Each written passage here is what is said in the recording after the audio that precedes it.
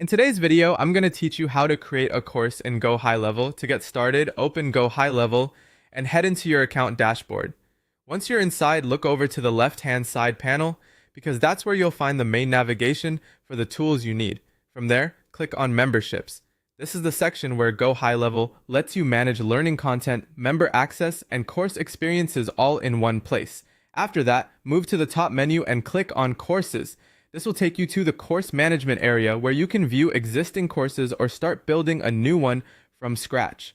To begin your new course, click on Create Course. Now you'll be taken into the course creator where you can start with the basics. This first part is all about setting up the foundation of your course. So take a moment to fill it out carefully. Begin by entering your course title. Make sure the title is clear and easy to understand since this is the first thing your students will see and it should instantly tell them what the course is about. Next, add your course description. This is where you give a short explanation of what learners can expect, what the course covers, and who it's for. A good description can make your course feel more polished and help people quickly decide if it's right for them.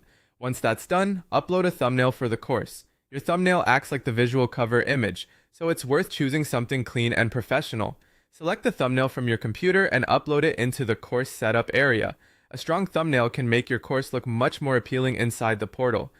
After you finish the basic setup, proceed to the pricing section. Click on Pricing to configure how your course will be offered.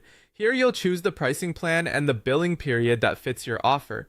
Then add the price, enter any trial days if you want to give students a free trial before they're charged, and fill in the price text override if you want to customize how the pricing appears on the course page.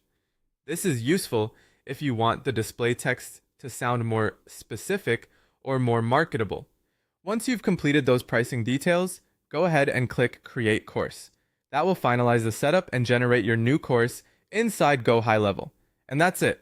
Your course is now created and ready for the next stage of building and customization inside the platform.